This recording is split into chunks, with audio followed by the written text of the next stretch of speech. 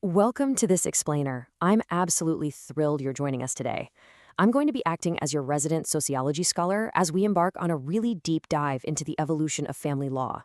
We're going to unpack the legal and social tapestry of how we define family, how that definition has totally transformed over time, and honestly, some of the fascinating, sometimes surprising sociological realities that are hiding just beneath the surface of the law. Okay, let's dive right into this. I want to start with an incredibly provocative quote from sociologist Dr. Judith Stacy. She points out that, quote, one of the paradoxical, ironic, unintended effects of one form of equality is to exacerbate another form of inequality. Now, that's a statement that really makes you pause, right? I mean, how exactly can equality create inequality? Well, that is the complex, really fascinating reality behind the fight for marriage equality that we are going to unravel today. So consider this our course syllabus for today's explainer. We're covering 1. The 14th Amendment's legacy. 2. From Loving to Obergefell. 3. Beyond the no difference myth. 4. The inequality paradox. And finally, 5. A pluralistic view of family. Section 1. The 14th Amendment's legacy. To truly grasp modern family law, we absolutely have to start with the constitutional framework that anchors this entire discussion. Ratified in 1868, right after the Civil War, the 14th Amendment introduced the Equal Protection and Due Process Clauses. And as Harvard law professor Jeannie Suk Gersons describes it, applying the 14th Amendment is really this unfolding process of constitutional law.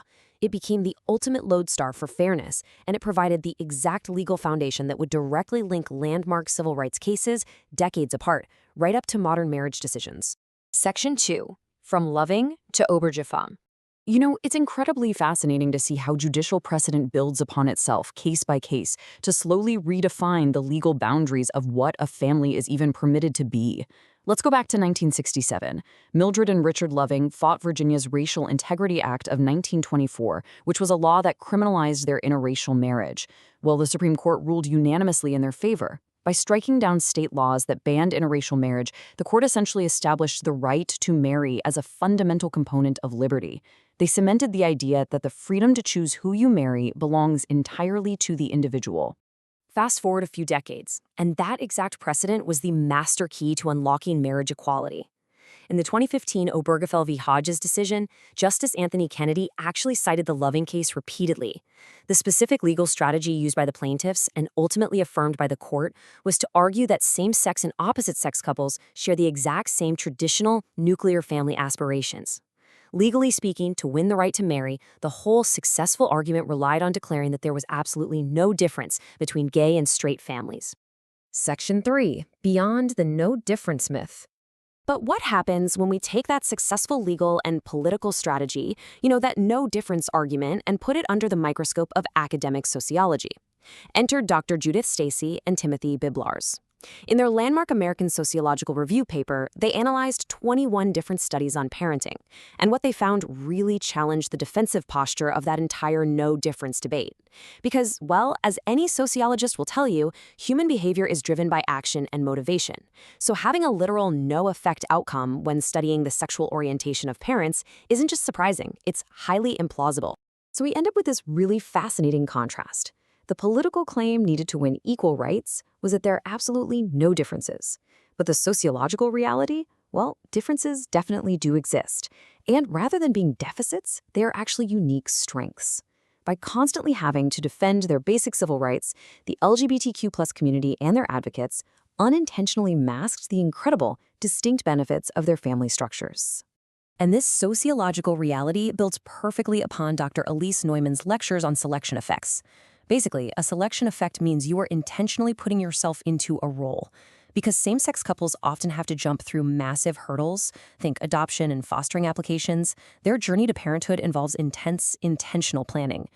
As a result of this, these parents tend to be older, they possess higher education, and they generally hold middle to higher socioeconomic status.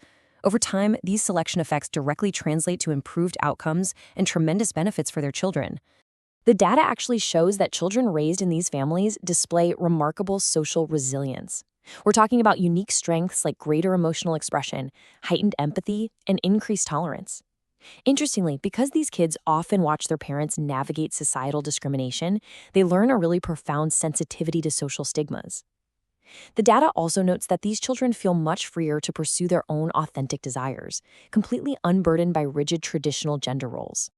Section 4. The inequality paradox. Now, here is where the data gets incredibly nuanced.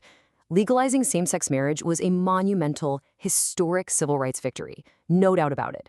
But sociologically, we have to impartially examine the unintended consequences of that victory. To understand this, we use the marital advantage framework. This framework observes that marriage acts as a really powerful mechanism that confers unique economic, medical, and social resources. For example, survey data shows that married trans women report significantly lower levels of perceived discrimination than their unmarried peers, and that's largely thanks to the legal and economic buffers that marriage provides. But while marriage greatly benefits those who can access it, it leaves those outside the institution incredibly vulnerable. When we map out that vulnerability, we see something striking. By making marriage the ultimate gold standard, society unintentionally widens the inequality gap. Affluent nuclear families gain massive legal protections. But what about everybody else? Unmarried trans individuals, low-income single parents, or what researchers call queer street families face severe gaps in their safety nets. Take the Scarborough family in Connecticut, for example. They were a family of 8 adults and 3 children who pooled the resources to buy a home, only to face intense neighborhood legal battles over local zoning laws simply because they didn't fit the strict legal definition of a nuclear family. Furthermore, achieving marriage equality didn't just instantly erase discrimination. According to research by Mayo Adam, massive legal vulnerabilities still remain. In some states, the legal standard of the best interest of the child is still weaponized as an excuse to discriminate in custody battles, particularly for non-biological co-parents. We're also seeing insurance denials for assisted reproductive technology, and in certain states, couples are actually rejected from fostering or adopting because their lifestyles are deemed contrary to the state's religious beliefs. So the legal battle for true family equality, it is far from over. Section 5. A pluralistic view of family. So, how exactly do we synthesize all of this data into a clear path forward? Well, sociology advocates for moving past assimilation. Rather than forcing every diverse kinship network to mimic a single traditional gold standard just to receive basic societal protections and respect, we should really embrace a framework that supports all family structures. People are different, cultures are different, and the way we build families with intention and love is wonderfully diverse. The crucial point is this. True equality might actually mean acknowledging that our differences aren't deficits, but profound strength.